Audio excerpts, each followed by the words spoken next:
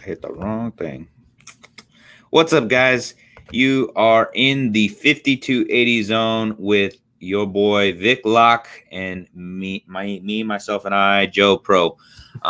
It is great to be with you all once again. It has been a while. We've been off air for the last 2 weeks. We've had some craziness going on in our lives, and we too, again, like I've said before, also have lives outside of this. And joining us now, the one and only Cruz G. What's up, man? How are you? Good. How are you? I'm doing well, man. Can't complain. Another day, another dollar. Hey, So other than that, like it has been a crazy amount of time for all of us. We have been all over the place doing all kinds of different things, and so we're excited to be with you guys tonight. Not our normal night. Not normally we're on Friday nights, but we have a lot of stuff going on, and so Friday night was not able to work for all of us, and and we're still missing one of our hosts. We're missing Matt right now. Tokyo Five Star. He is off doing some football related things. Remember, he is a coach, so he has other stuff going on as well. So good luck to him and whatever things he has going on right now. But it's great to be back. It's been a busy, crazy, exciting last couple weeks for sports and for people, and I mean it has been a busy last couple of weeks for me, and I know that Vic, you were saying that you've been pretty busy as well. So what's been going on with you? I mean, work's got ramped up a little bit, so I've been kind of dealing with that, and on my own time doing some studying. I got another test coming up, so I just hitting books, hitting the gym, just kind of a bit all over the place. But I'm glad to be back and be here with you guys and all of our viewers out there, ready to talk some sports. Great, Cruz, hit me with it. What's been going on? How's everything going over your way? Mixed studios just going, keep it going. Nick Studios. All right, man. You look like you changed your background a little bit up there. I see some differences. All right, cool. Um, we notice these things. We talk to each other quite often. Cruz my brother, so me and him are we talk quite a bit over the last couple of weeks. We haven't really talked a lot, so it's been kind of crazy because like I said, he's been really busy. His work schedule is all over the place, and my work schedule is pretty consistent, but it keeps me busy nonetheless. All right, guys. Before we get into anything else, we have to thank our sponsors real quick. We have a couple of them, and they're doing some awesome things for all of us. So we need to make sure that we give them a good shout out. So first, I want to say big thank you to Chavez Customs and LLC. They're the ones that provide all the gear for the rest of the Rocky Mountain Sports Report and the rest of the other shows that are on out there. All right. Another big thank you to Stoke Beef Fire, your barbecue experts, the barbecue superstore out in Loveland. You've been your barbecue experts since 2020, and they have been the host of our remote show for the Rocky Mountain Sports Report. That was a pretty big event for the Rocky Mountain Sports Report. Unfortunately, I was not able to participate. It had quite a bit of stuff going on um, for for I had quite a bit of stuff going on during the time that they had that broadcast. So, I heard it went great. I'm looking forward to hearing from the guys on what all the craziness and madness that came from that.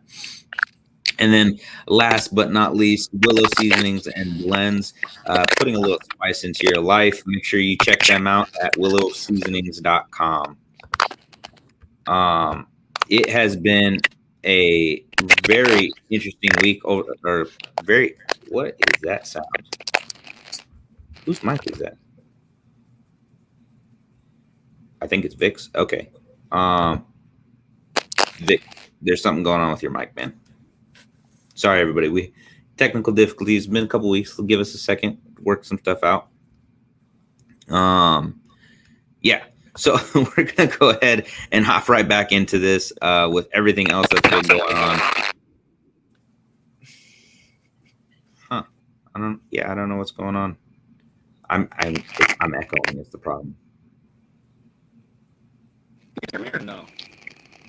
No. Well, we can, but not well. It's really bad static on your end. I was gonna say I hear static, but I don't know if it's coming from me. Yeah, when we mute your mic, we don't have any more problems.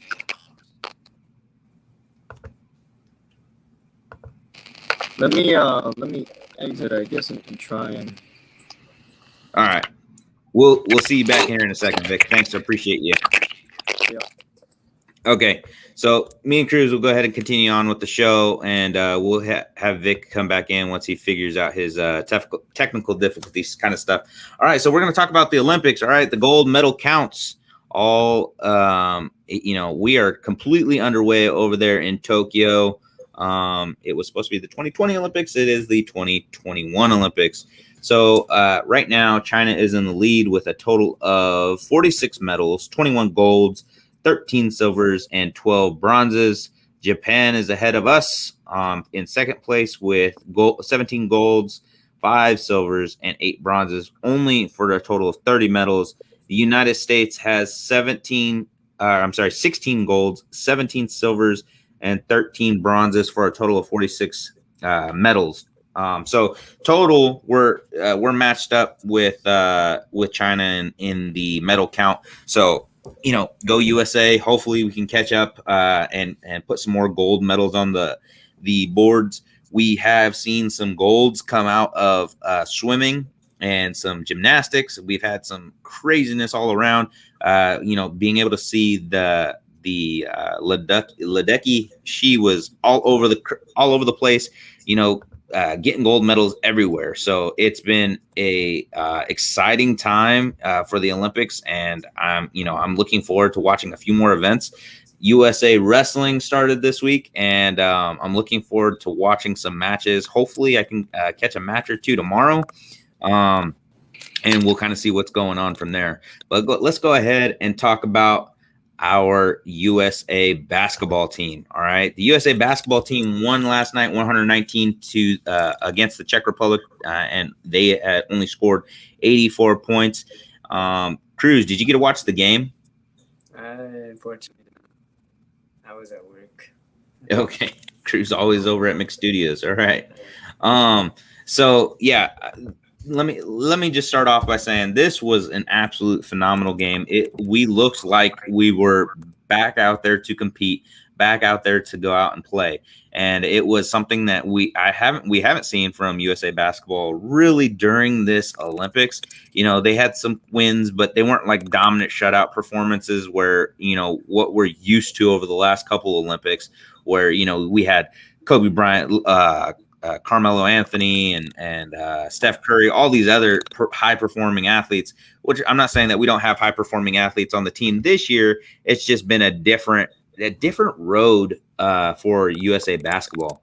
So, but one of our guys over on the Nuggets, JaVale McGee, had 10 points and 1 rebound in last night's game, and he absolutely put on a show when he was out on the court. He was playing some real good defensive ball, and he was making the Czech the Czechs. I think that's how you say it. I've been to Czech Republic and everything, and I still don't know exactly. I think it's the Czechs. He went out there and put on a very dominant performance. So it was really nice to see him out there doing his thing. Yes, Matt. Matt Tavero, everybody with the Rocky Mountain Sports Report as well.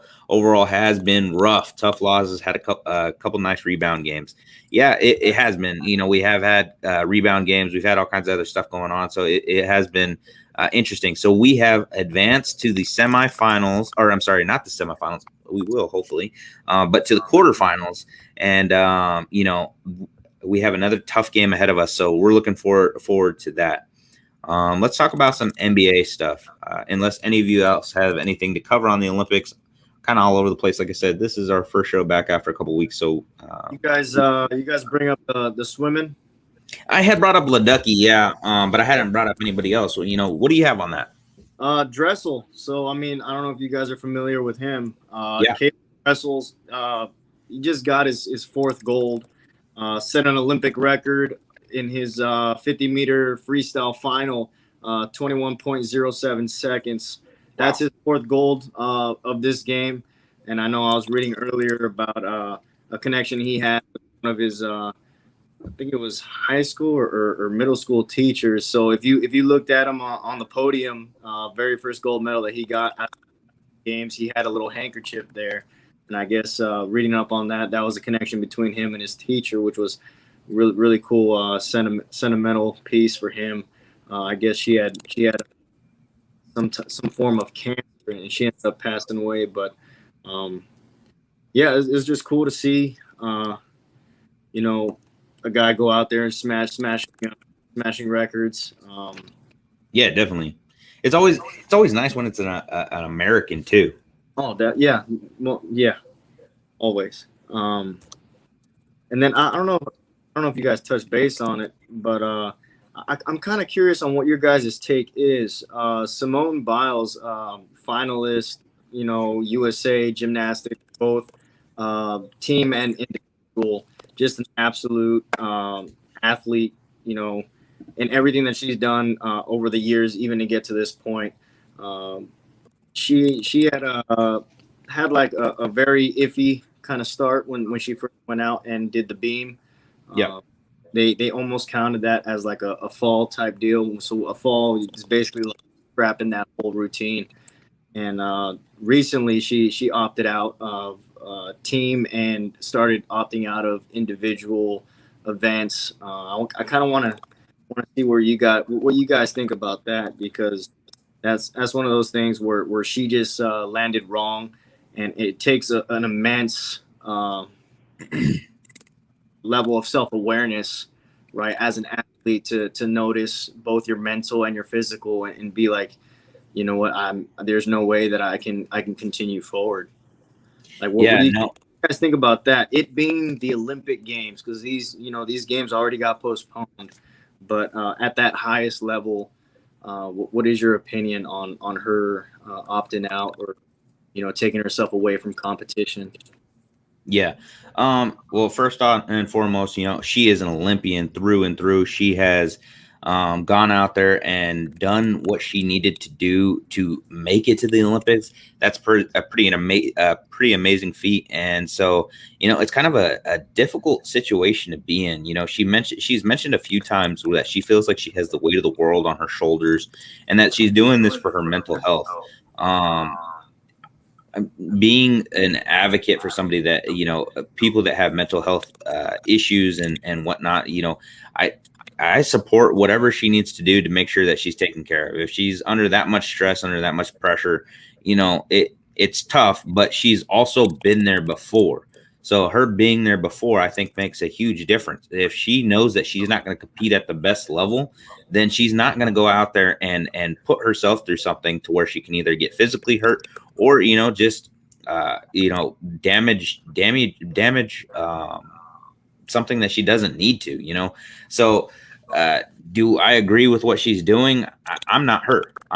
So I can't say that, she's doing the right thing or the wrong thing. I think that if anybody is struggling with mental health, and making sure, if you have that much stress on you from a sport, honestly, you need to allow yourself to be able to get that relief, I guess. I don't know how to answer that, but like I said, if you are that stressed, do what you got to do for you. So good on her on, being able to recognize that. She hasn't opted out of everything yet, so maybe she'll come back.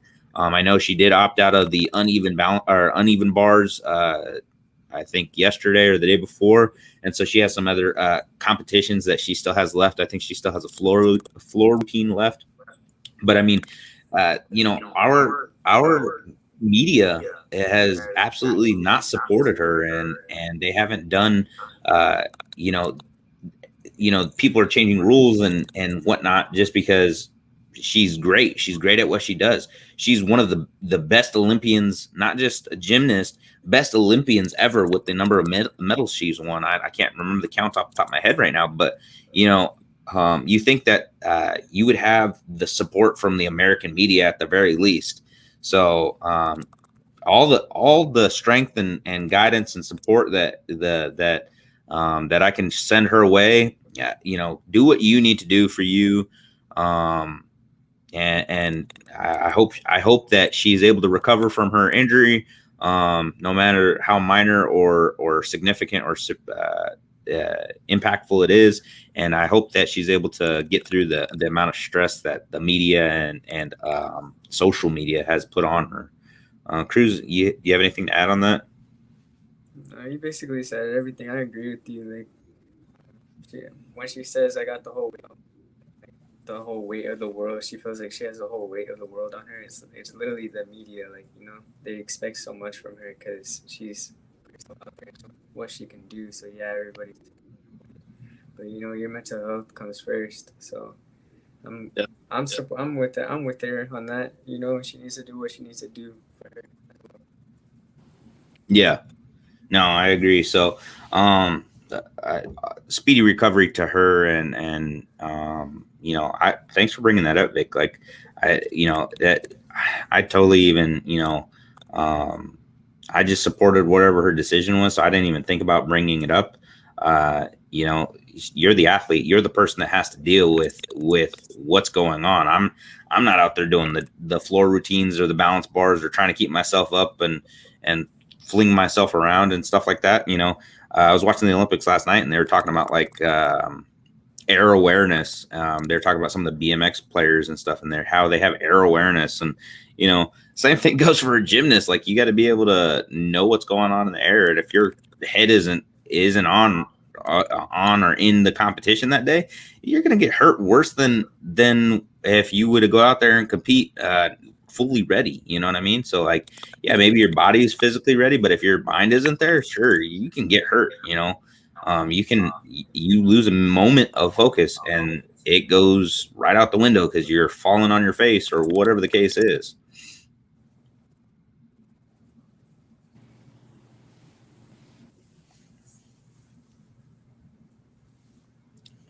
All right. We're going to go ahead and talk some Nuggets basketball. All right. So the Nuggets this past week, we had the NBA draft go on, and we had the Nuggets draft Bones. All right. Bones is going to be an immediate starter, or starter caliber, I would say. He's coming out of VCU, and he has the ability to move the ball across the floor. Okay. He's going to be a big time scorer. But that wasn't necessarily what you got to score points to win games. I get it. But that's not necessarily what we were looking for this past season.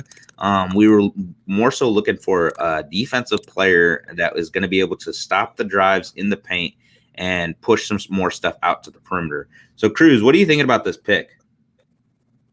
I like it.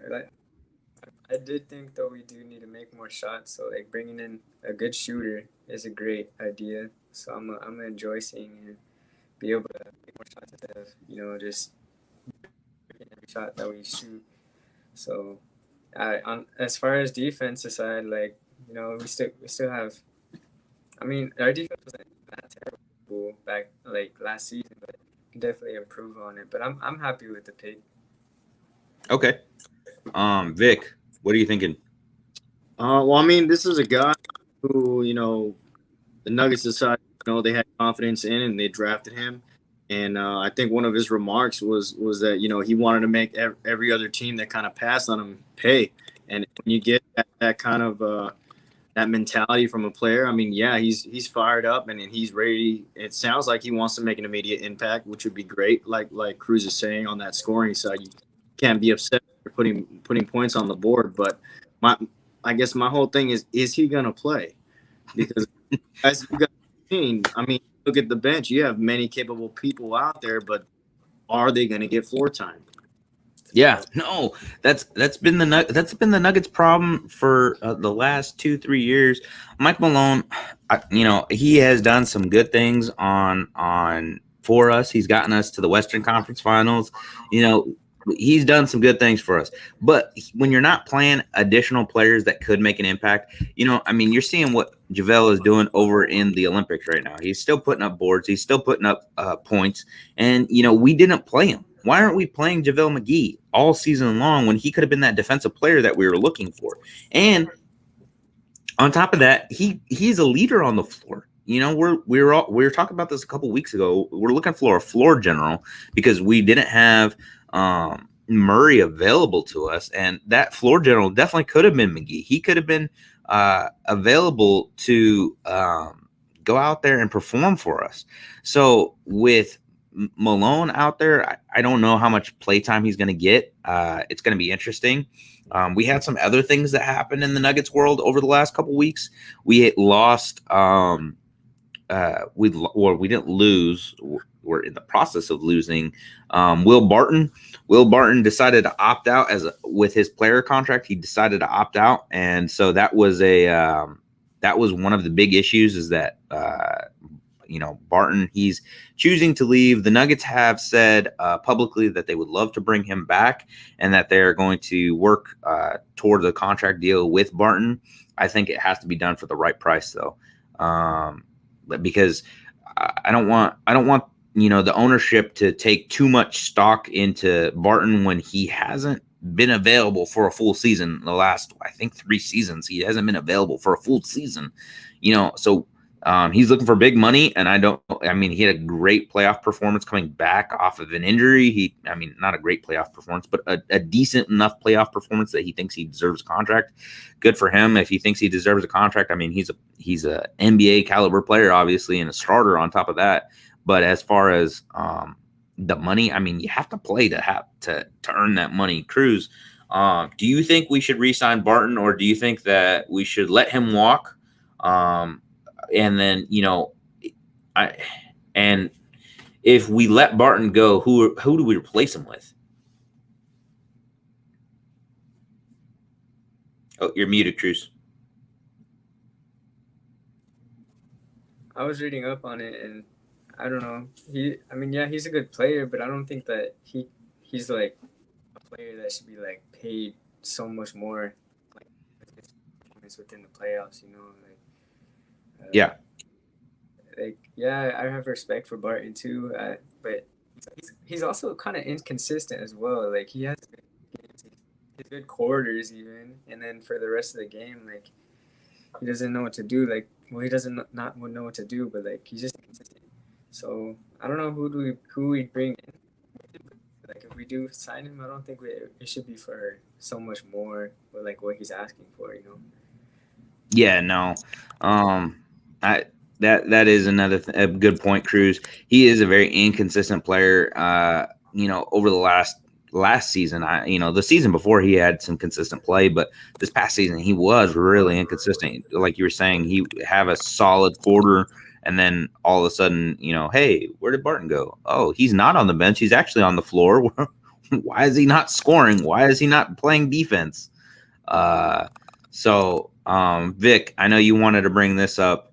You were talking about JaMychal Green. Now, JaMychal Green is also opted out. So, you know, what are your thoughts on this? I mean, look, like you said, if you want the big money, you got to play the game. And if he's opting out, I wouldn't necessarily hand him a big check. That's just my opinion. Yeah. I mean, you can shop around, look elsewhere. I think we're going to look within on this one. I think that just go with Najee off the bench. Yeah. Get some playtime. Yeah, and you know, I think that finally we'll have a player that we've drafted that will go out there and perform.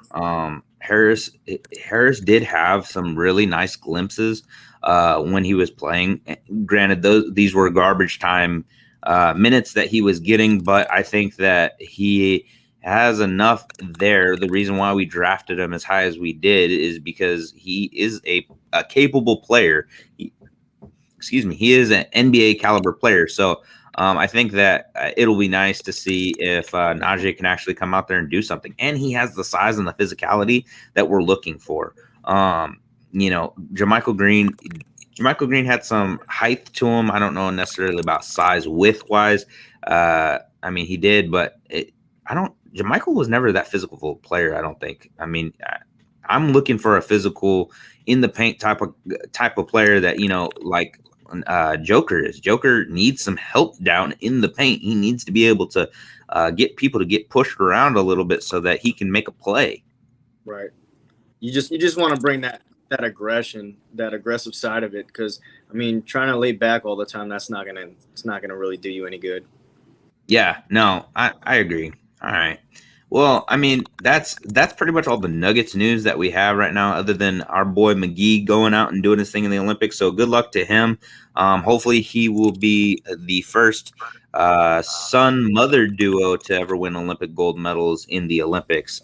His mother was an Olympic gold medalist years ago, I believe in the 96 Atlanta Olympics. So good luck to you, McGee. Hopefully, you and USA basketball can go ahead and pull off a gold medal for us. All right, we're going to talk about this for a second. Westbrook to the Lakers for KCP, Kuzma, and Harrell. I cannot believe that this trade actually happened. The Lakers gave up, I mean, most of their starters for Westbrook. Mr. Triple Double himself.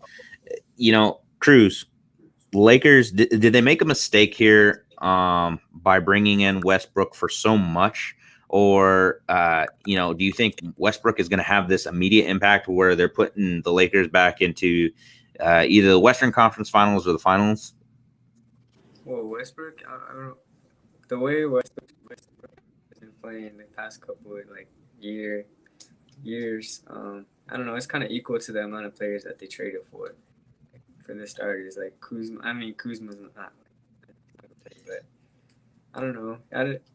He's not like who he used to be, Yeah, he's not scoring triple doubles every night. No, and I don't know. And they're trying to build this super team to beat the Knicks, but like I don't know. The Nets. The Nets, yeah, there you go. But it's not equaling up. I don't think it's going to equal up. Because, you think about it, LeBron's aging too. And I don't know. I don't know how I feel about it. Yeah, I have no idea what they were thinking on this. I mean, good on them. They pulled the trigger on it. They're bringing in Westbrook. He is going to be a solid performer down there, and he's going to be somebody that that LeBron and Anthony Davis, if he stays healthy, can pass the ball to. So go ahead, Vic. That's why it works. In my opinion, that's why it works, because when LeBron goes down as often as he does, or didn't warm up his Gatorade enough, whatever the case may be, he lost 7 times. I need to sit on the bench.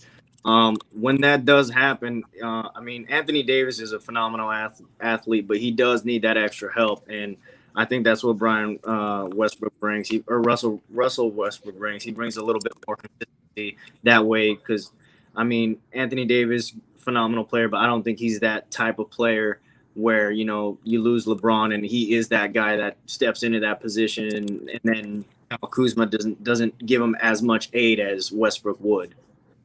Yeah, no, I agree. Go ahead, Cruz. If AD goes down, then LeBron can't.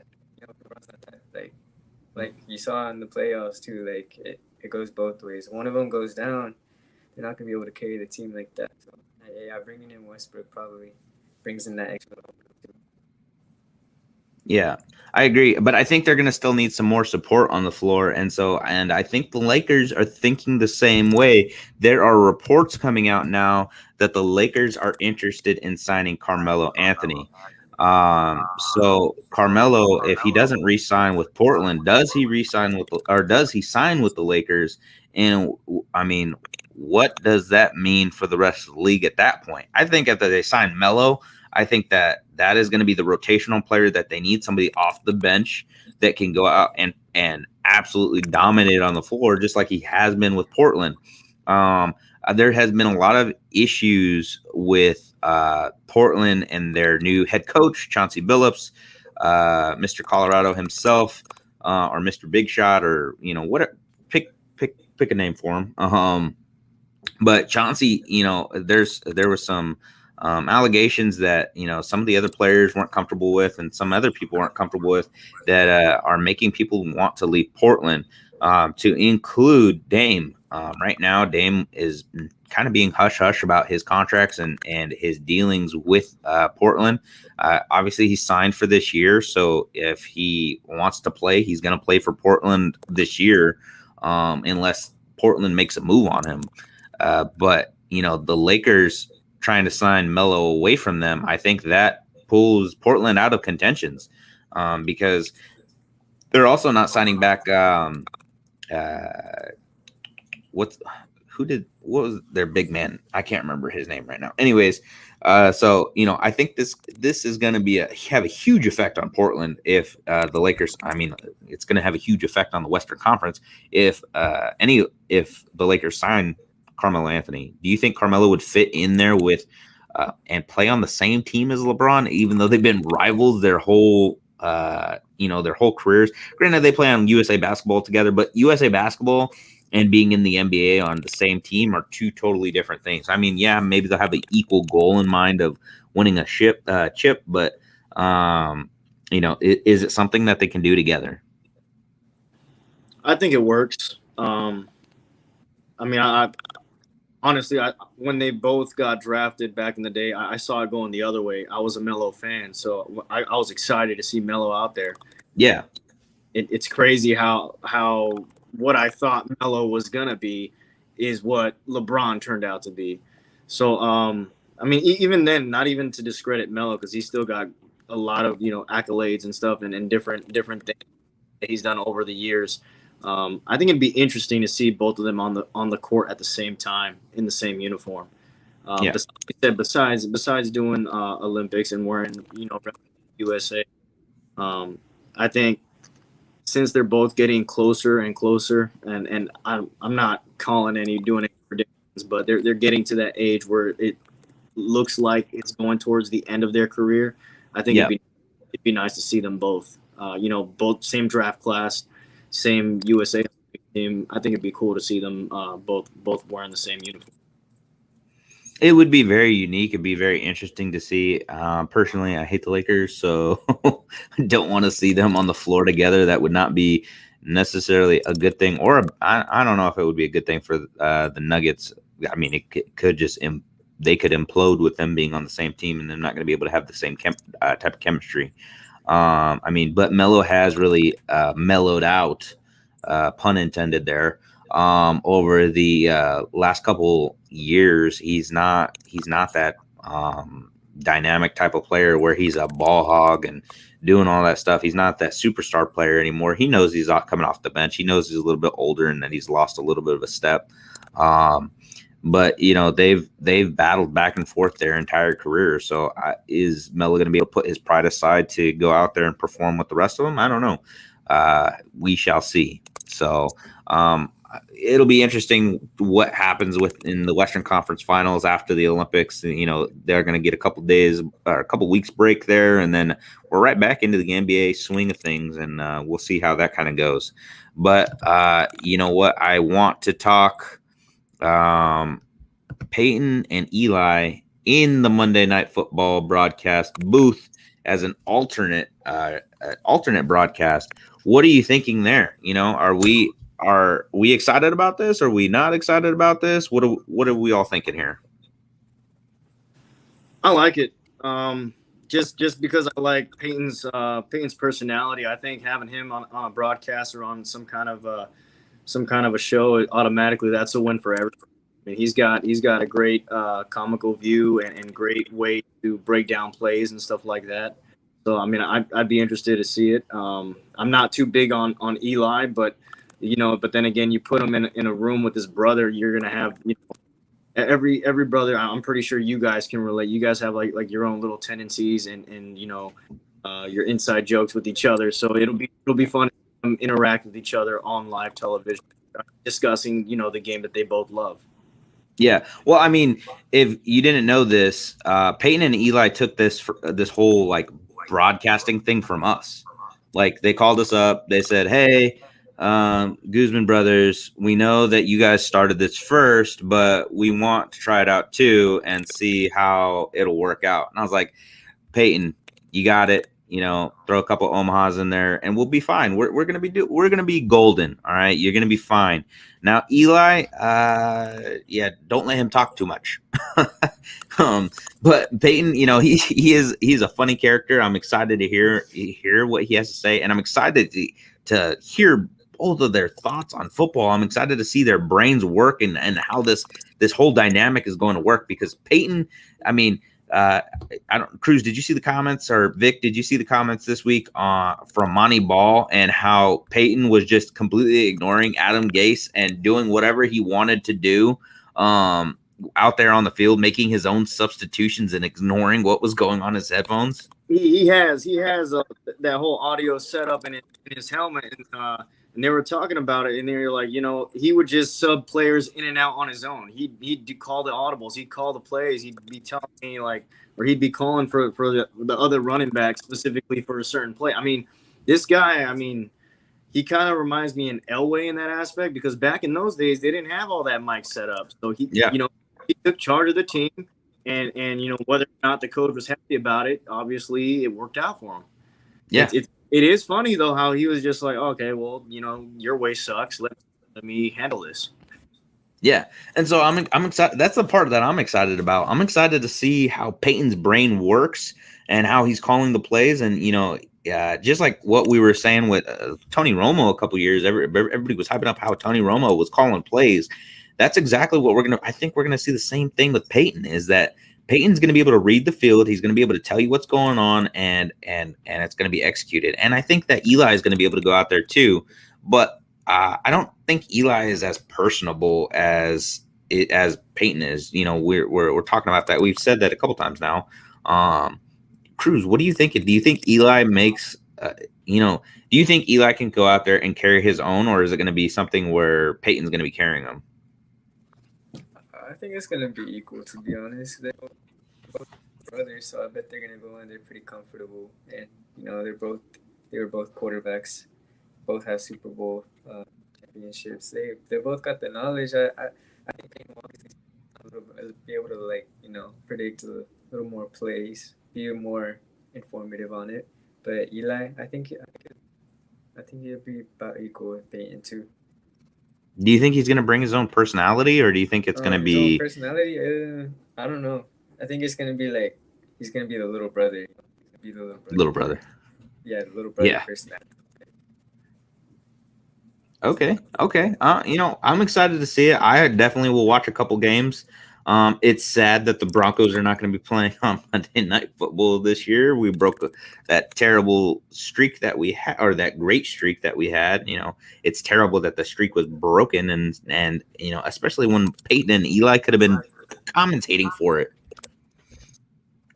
So that's a little disappointing, to say the least. All right, so let's talk Locke and Teddy. Let's do it. I know that I'm about to get Vic all hyped up, and he's going to go on a rant, and I'm excited. I'm ready for it. Let's go, Vic. All right. Locke or Teddy, day 4. This is where we're at right now. You know, give it to me.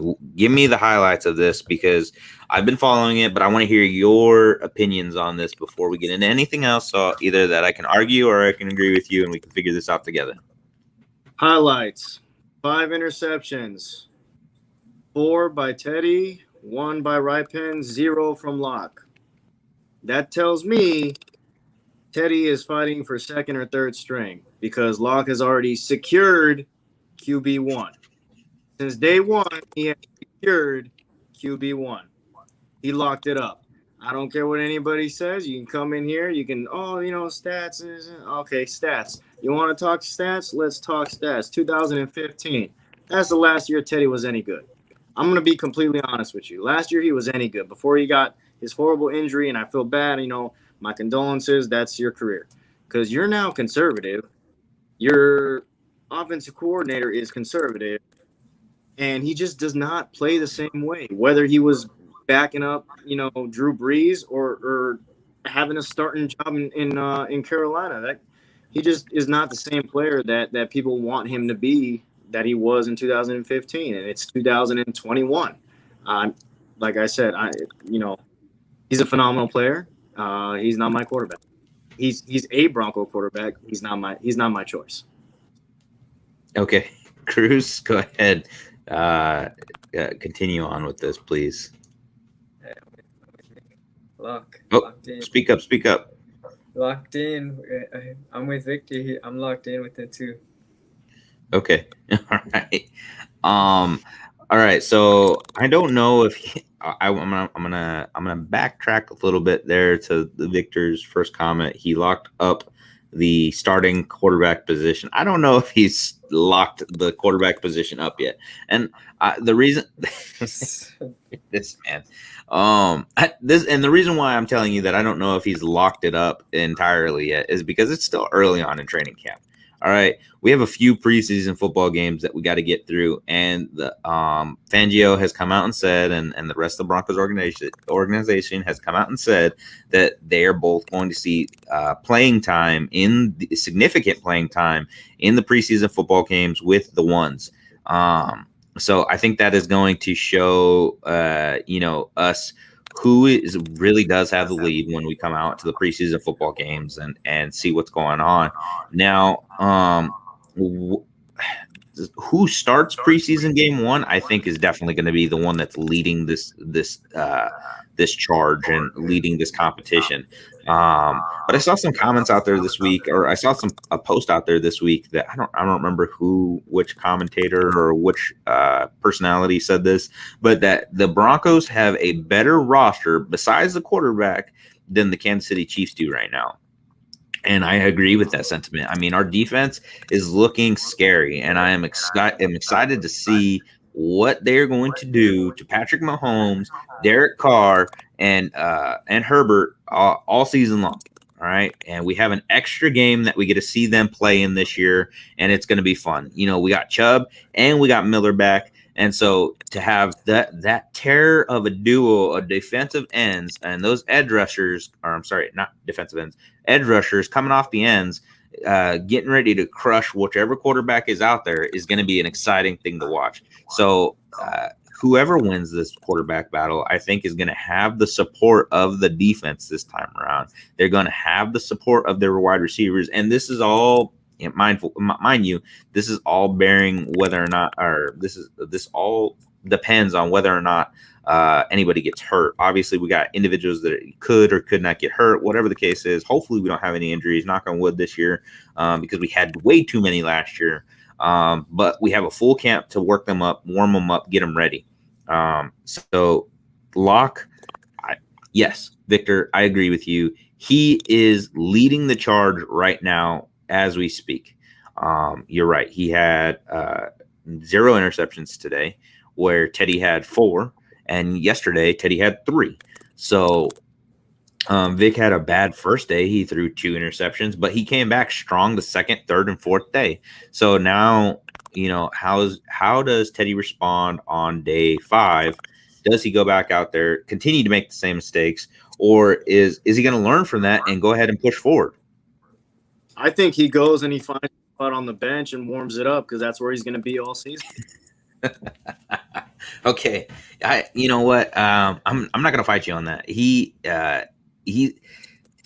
I don't know, but see, again, I don't know if he was working with 1s or 2s when this whole thing was happening, which defense he was going against. In that instance, it looked like he was going against, in the videos that I saw and a couple interceptions that he threw, he looked like he was going against the 1s. So that tells you something. At least it wasn't against the 2s, because if it would have been against the 2s, then we have a real problem. But Drew Lock pushes the envelope, and this is from one of the reports that was out there, that Drew Lock is willing to push the envelopes. Teddy was trying to play it safe with just the checkdowns, and he was failing at the checkdowns. You can't fail at the checkdowns. All right, checkdowns are there for a reason. That was one of the problems that we had with Drew last year, is that he just wouldn't check down. It wasn't that he was failing at the check down. He just wouldn't check down. So and then when later in the year or later in the season he started to check down, that's when he was starting to get it. It was just too conservative a play. Where Drew Lock likes to play and push the envelope. That is how he did it, and that's how he plays. That's his play style. That's when he was making mistakes, but at least we were trying. At least we were slinging it out there for something. So I don't know, man. I think that okay. Let me tell you guys right now. If you guys aren't on the Broncos official Snapchat page, you guys are missing out on so many highlights that you can be watching. The highlights on there are unreal. Some of the plays and stuff that are on there, they had a play from Drew to Noah today that he just slinged it out there, and it was a nice little pickup by Noah, and he made our corners miss, and he juked them out a little bit, so that was a fun thing to watch. So like I said, I agree with you, Vic.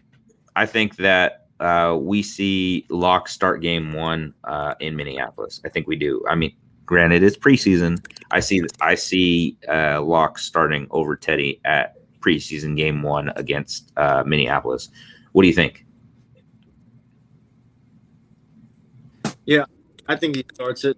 Like you said, it's going to be an assessment period because Vic obviously wants to get these guys snaps and kind of get a bigger picture, kind of a look at them, which is great because that gives us, since they've kind of kept everything kind of hush and they're barely starting now, to give us glimpses of what this battle looks like.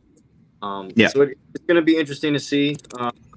Hopefully, within those 2 quarters, because I know third and fourth quarter usually we leave that for the thirds and fourth strings, if anything. I want to see a little bit of gameplay from both of them, at least in that first and second quarter. See if they snaps or something. Okay, cool. All right, so I have some exciting news to share for the 5280 zone.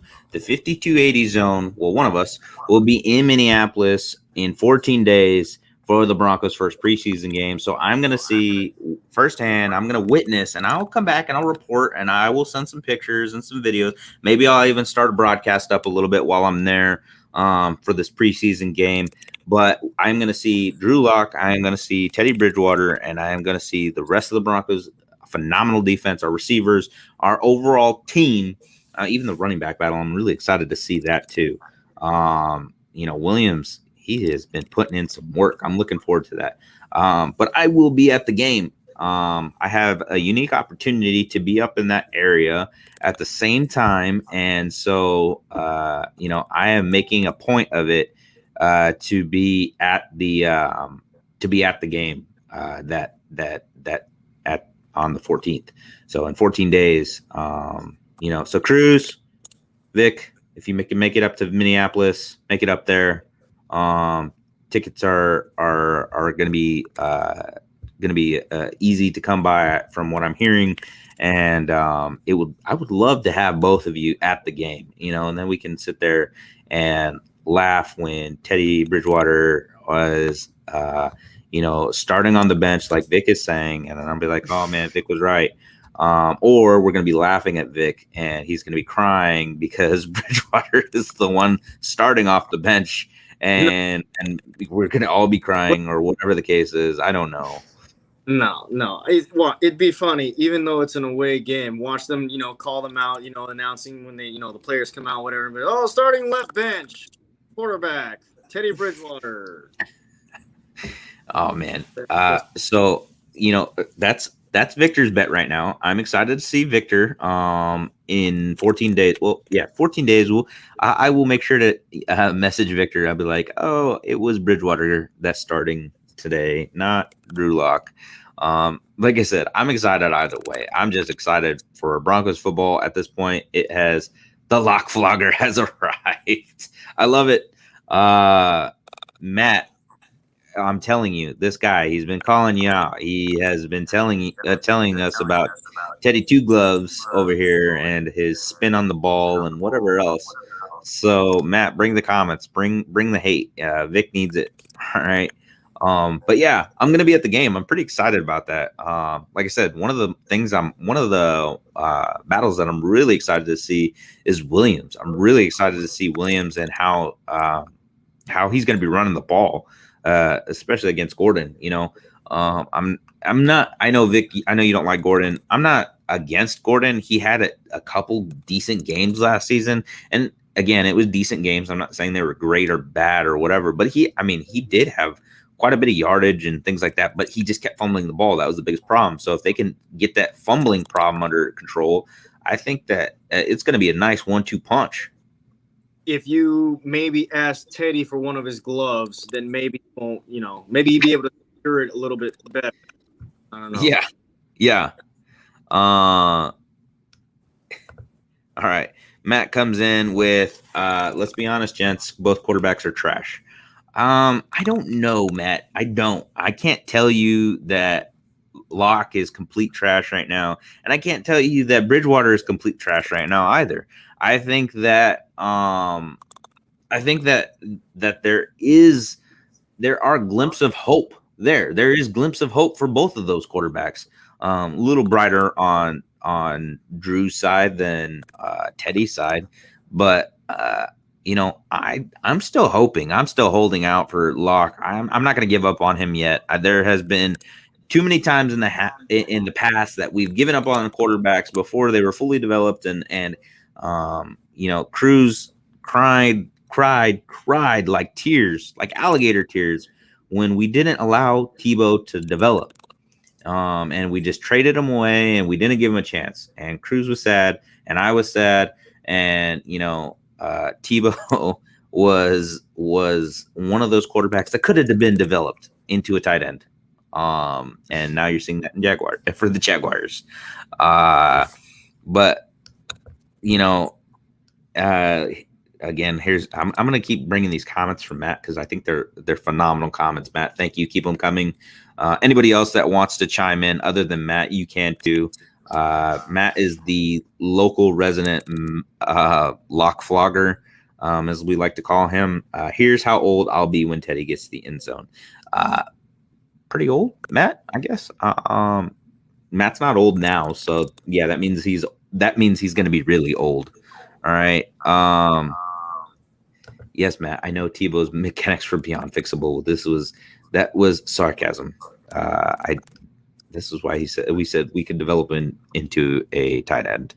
Locke is about as consistent as a roller coaster's ups and downs. Well, we do know that they're going to be ups and downs. At least we do know that. Okay, there are going to be ups and downs. But at the end of a roller coaster, yes, it levels out. It levels out. It levels out. That's what we know.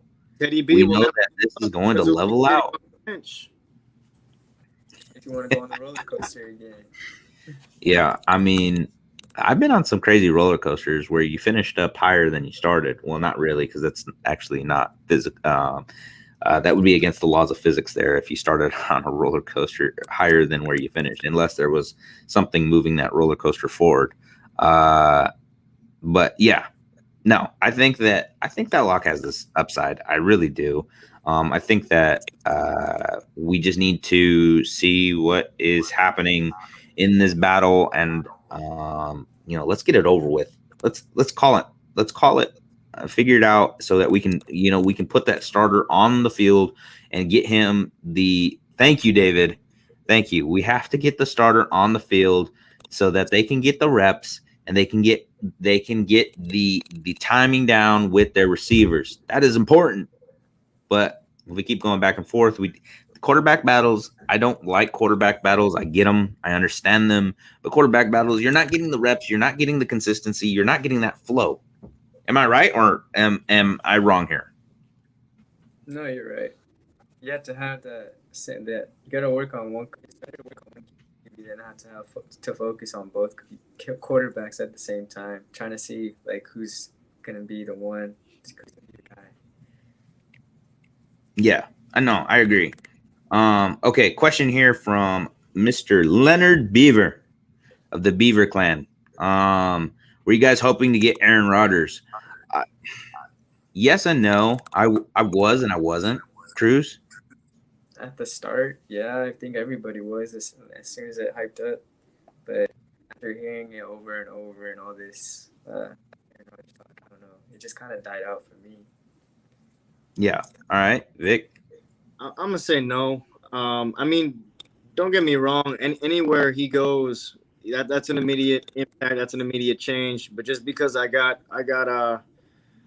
hope in Locke. I want to see Locke, go through the motions. And if he gets fired after this season, then he gets fired after this season. And the word is that, Rodgers, whether or not he ends up retiring or if he plays after this next season, his next season won't be in Green Bay. I was looking at that initially. So, I Yep. mean, best case scenario, or I guess worst case scenario, I don't know. It might excite Matt a little bit, but if Locke for whatever reason doesn't work out, Rodgers is a quick input in the next this next off season, and that gives us time to look at future drafts, which isn't necessarily great. But this first lineup of draftees quarterback wise for the next couple years, it's nothing fantastic either. So if we go that route, then Rodgers is a good placeholder. A couple of championships there under your belt. Do a little Peyton Manning deal, and then hopefully after those seasons, then we're in a better position to draft a franchise quarterback if Locke doesn't work. Yeah, I mean, I liked. So this is why I said yes and no. Okay, so yes, I think that it would have been a great upside, right, immediate impact, like you were saying, right? And I think that we could have developed Locke if Green Bay wasn't trying to take Locke away from us. I think that we could have helped Locke's development along with a MVP quarterback in Aaron Rodgers. I think that that is something that could have really helped the development of Locke. Being able to sit behind Rodgers for a year or two, I think, is a big deal. Do we sign him next season after he's restructured this deal so that he has, because now he's going to have the opportunity to choose wherever he wants to go after this contract. But I mean, Green Bay is bringing in players that Rodgers wants. I don't know if it's the greatest move because I mean, they just signed Cobb back, and Cobb is old. All right, Cobb has lost a step. He's not the player he was once before, and we don't need to do that. We don't need to bring in receivers or old Rodgers teammates just because they were Rodgers teammates. So I think that players, okay, players need to have a say in some things. I don't need necessarily say that he needs to have a say, but at least let him be heard. That there's which players he would like to play with, because there is some things that go into it, like chemistry and timing and things like that. If you guys work together before, you guys kind of know what to expect, right? So does Randall Cobb come back and make this big impact this year? I don't know, maybe, but I don't really think so. Like I said, I think Cobb has lost a step. He's slower, and it's just not going to be this significant impact for the Packers. But I think that if he comes over to Denver, he has brand new hot receivers right now. All right, you got Cortland Sutton, you got Jerry Jeudy, you got Tim Patrick, you got KJ Hamler, you got all of these weapons of opportunity for Rodgers to come in and make an impact. So does he do it next season? I don't know, but I think that really depends on Locke or Bridgewater's play and how we can continue and move forward with them as starters. So I don't think that is going to be. I honestly don't think Rodgers is coming around. I don't. It's going to be too much money. It's going to be too costly. But it would be cool to see. For sure, it would be cool to see. All right, another question from Matt here. Victor, they want to know your opinion here. What's the plan if Locke bombs? What if Fields or Jones pans out to be above average? Well, first things first. Let me address this in the following ways. I see if here twice. If is a possibility, right? And there is that possibility that he can bomb, but I'm pretty sure all the Denver faithful do not want to see that happen. I know I don't. Like I said, I believe this guy's got a good solid arm. He's shown, like we've all talked about, his glimpses of greatness, his great play, and I mean he's got potential, and I don't even like saying that word, but he's gonna progress, and I hope that he becomes that starter that we need right? And honestly, I don't even want to talk about Fields or Jones because they're not even in the discussion. They've already been drafted. They've been assigned to their team. Fields going to the Bears, having Andy Dalton as a mentor, that's probably going to help him a little bit. He's got a not too great of a line, but he's very athletic. He's definitely got speed and mobility on his side as far as that goes. If the pocket breaks, he's going to be able to go out there and make great plays. When Jones, the pocket breaks. yeah. Well, I mean, you know, it's more likely gonna break Bears. Yeah. Yeah. Mac Jones, he's not going to start right away, I don't think. I think Cam's going to go out there. That's his job to lose. The fact that they kept him an extra year, that you know, just so that way Mac Jones can get comfortable running that Bill Belichick offense. And I'm sure Bill's probably also assigned a new cameraman. So and they literally went out this past offseason due to, you know, all these other big name players too opting out of the 2020 season. They've got a lot of cap space, and they went out and basically cherry picked who they wanted for tight end, a couple receivers, stuff like that. And so they built up a good little team. But whether or not they're going to have chemistry game one or even preseason is really just going to have to be one of those things that we watch. I'm not necessarily sure if his success is going to be guaranteed either. Yeah, no, I agree with that. There is so many variables and so many unknowns that we have to take some of those things into account. So, you know, Matt is saying here that there's rumors that are saying that there's real possibility that Jones could be the day one guy. I agree. Day one guy for sure. Mac Jones, because he was drafted into a system that the system is going to work for him with Bill Belichick. Now, if he gets on board and he's performed under Bill Belichick's system, then he will. But look at all the other guys that Bill Belichick has drafted and look what they have done. There's a lot of guys that are sitting on benches or not in the NFL anymore. The only one that is still around is Jimmy G. And Jimmy G isn't really panning out either. I mean, he had one good season. I'll give him that. He had one great season, actually. But since then, he's been injury prone, and he also has not been he has not performed that well. So it wasn't, you know, Bill Belichick saw that and was able to be like, nope, let's go. Let's get rid of him. Let's move on. But if Jones is going to be the starter, that could be scary because that means Belichick sees something in that guy. So, you know, Cruz, are you disappointed that we didn't draft a quarterback, or are you okay with that decision? I'm okay with our first round pick, Pat Surtain. Like, I'm fine with that. Like, I like you gotta have faith in him, and I like the move of bringing in Teddy Bridgewater. Too much money, but you know you gotta have faith in what you have, and like Victor's always saying, you know, locked in. So, yeah, I'm not disappointed at all. Okay.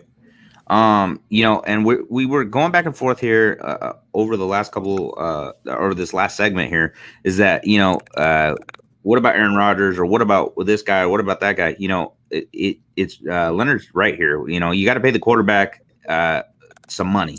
All right, so if we're going to bring Aaron Rodgers in, somebody else had said that, I think it was Matt as well. He was saying that he wanted, there it is. Rodgers wants $90 million guaranteed, and to pass on that. I agree. Matt, you're right. We can't do that. No, $90 million for a couple years of play is not worth the money. It's not.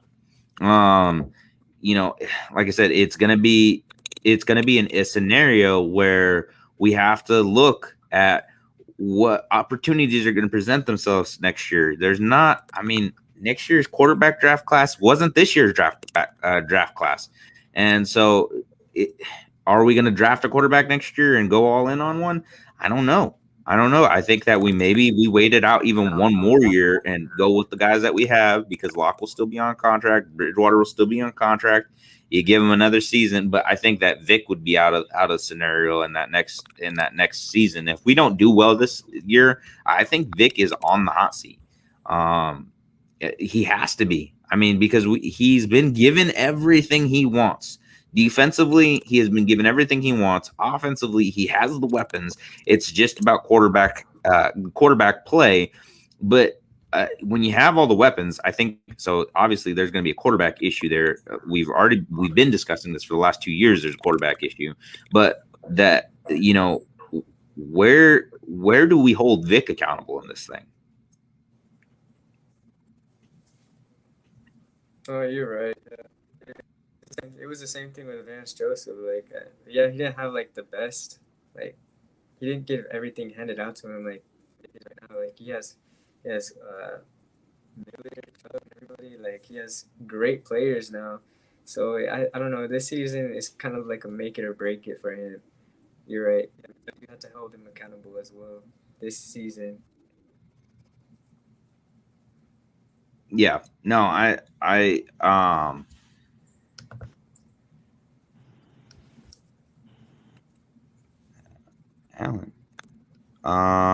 We all asked the question, Allen or Chubb. The answer is Allen.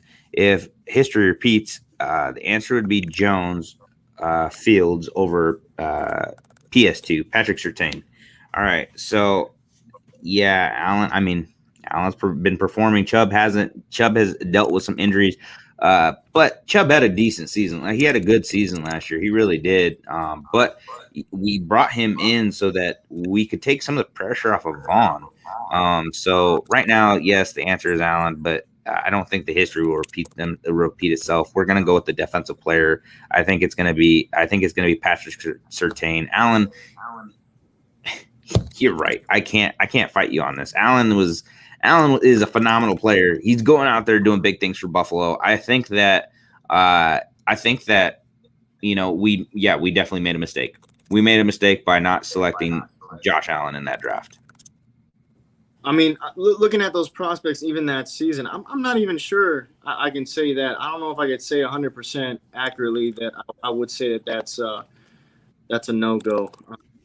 I mean, it took him what, 2 seasons to settle in and find his rhythm with the playbook, and you've got a coordinator who's aggressive on that side. So I mean, it's not just the player. I mean, he could be phenomenal, but if you don't have the surrounding pieces, not just on the field, but in the staff, in the coaching room with the playbook, it's all got to connect. And even Baker Mayfield took a minute for him to adjust and to realize that he had more receivers than just Landry. You know, that guy used to throw the ball in triple coverage all day, and he had Odell just chilling on the side. So, it's an adjustment period for sure, and I'm not trying to say it's all excuse because – I mean, everybody knows this is make it or break it style, but those things you do got to kind of look at and analyze as well. Yeah, no, I agree. I mean, I agree with you. Denver fans, the Denver organization and the fans would not have been patient enough for Allen to develop to the quarterback that he is today. And that's the problem that we're facing with Locke now is if we need to be a little more patient, allow him to develop a little bit more and try to go with what's going on. This is going to be his first or second season now with his offensive coordinator. So hopefully he's learned a few things and he's understanding the playbook and development of what is going on. And we're going to be able to see what happens with Drew under center this season. And I think, like we've said before, he's going to be the day one starter here. But like Matt was saying, Matt has another comment down here, is that there is no excuse for Vic. If Denver isn't 500 by week 6, he's out.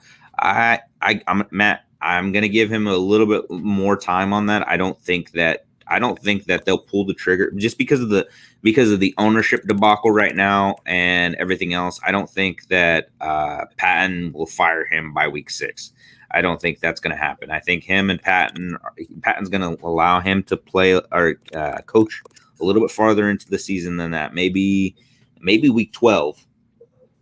If we're not seeing something, week 10 to 12 is where I say that maybe Vic is out by that point, but I don't think so. I don't think that they're going to fire him mid-season. I think that he will finish the season more than, I mean, unless we're doing atrocious, and then maybe we fire him mid-season for sure. But if he's having a sub, just like chugging along kind of season at 500, then I think that he is going to play out the full season. And so that's my take on it. Vic, what are you thinking? I mean, he's in the same situation as Vance Joseph, but the one thing that I do give Vic credit for is, he acknowledges that we have bad days, and it's unfortunate that we have them so consistently. But it's not just one of those, oh, we had a good practice type stuff. No, he takes it seriously. So, I mean, he also knows this is a hit or miss for him too this season. Because I mean, the fans are, like you said, for one, we're not very patient when it comes to the quarterback position. But then you also look at the head coach. How many times have we replaced him? Yeah. I mean, I think if Coobs would have been healthy enough, Coobs would have stayed around for a lot longer. Did he have the best seasons of coaching? Not really. I mean, I don't know how well of a coach he really was in those. And I mean, one season he did phenomenal, and the second season they won the Super Bowl, but he also had a lot of supporting help because of all the health issues that he was going through the 2 seasons that he was there. So, I think that we see what's going on. Matt, who are you referring to as Big Mike? I'm interested to hear your take on that. So, if you can let me know. And Vic is that's the O-line. The O-line coach. Okay. So, Mike Munchak. Oh, Munchak. Sorry, I was just a little lost there for a second. I was like, whoo. But no. So, I think one of the big issues that we had was we hired a coach that's extremely old, really old. Like everybody's going young, and they're seeing success with the younger coaches. I'm not saying like Sean McVay young. We don't need to go that young because obviously that didn't work out with Vance Joseph. But somebody a little seasoned, but somebody that already had the head coaching experience probably would have been a little bit better. Somebody that can learn from their mistakes previously and go back in and coach. But being a defensive coordinator and never coaching, and you're like 67 years old, starting as a head coach is like. I mean, he was the oldest head coach to start to be a rookie head coach. Like. I think that's a telling sign. Why wasn't he a head coach before?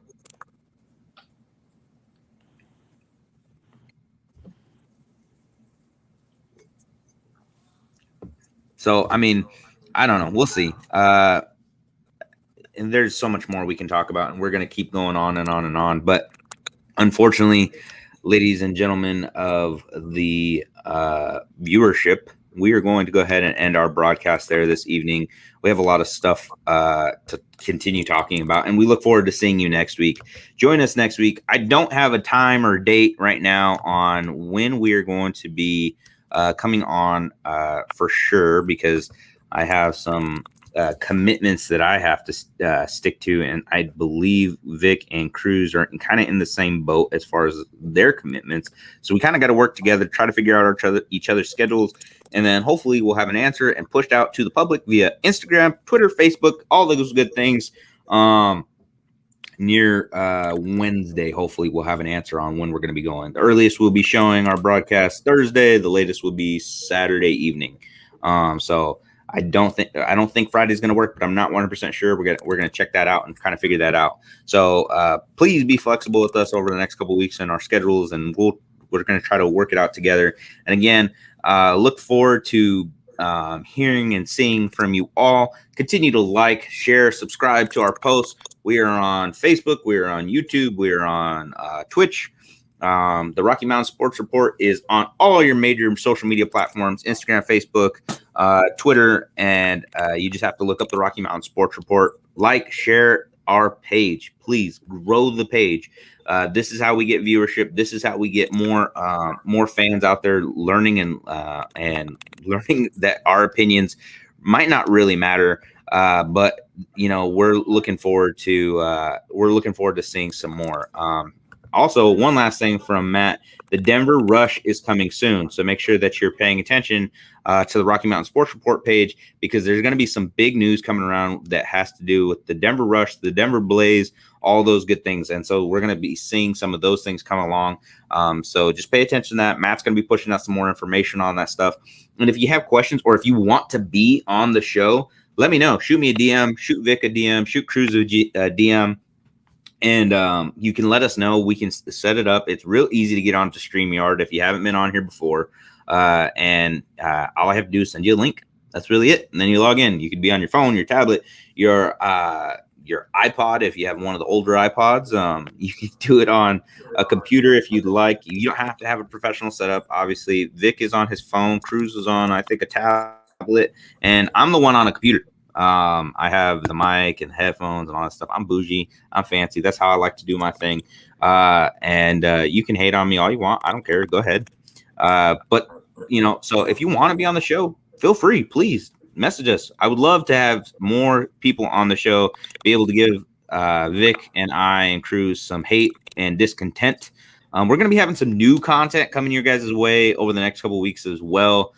Some new things that we're going to be kind of mixing into the shuffle that we've talked about. And, it's some new ideas. And, be sure to tell us what you like, what you don't like, because we want to make sure that we hear your guys' input on things, so that we can continue to develop our show. Our show is still up and coming. We're only a couple episodes deep. I think this is the 7th episode. So please let us know. We're excited. Cruz, take us out, please. Thank you all for tuning in. You're now exiting the 5280 zone.